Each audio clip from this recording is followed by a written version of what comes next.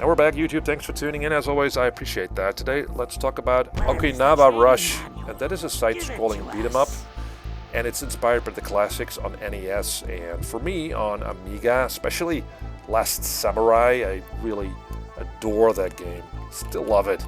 And it kind of looks like that. The aesthetic of Okinawa Rush is just very well done. It really takes me back to the 90s of the last century.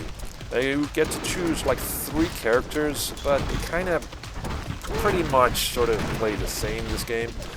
Most of the time you'll be kicking and punching through 5 different stages that are very well designed, I have to say, full of these little thingies going on, like secrets and platforms to jump on, and just the verticality of the levels is very well done. Occasionally there are weapons you can pick up, like a sword. That is especially my favorite, because nothing beats slashing through hordes of ninjas coming at you. And that's sort of the thing of this game. It sort of favors spawning loads of enemies that sort of swarm you. So it's kind of hard to distinguish your character, making it harder to pull off those fancy moves. Because this also plays like these 2D brawlers and beat-em-ups, where you get to utilize these moves. But as you get swarmed by all these enemies, the game sort of turns itself into a button-mashing fest, and I didn't really like it that much. Although you can change the difficulty so that it's easier to dispose of the enemies. And every stage of this game has a little boss fight, so that mixes things up a bit from the crowd control that you'll be doing most of the time in this brawler.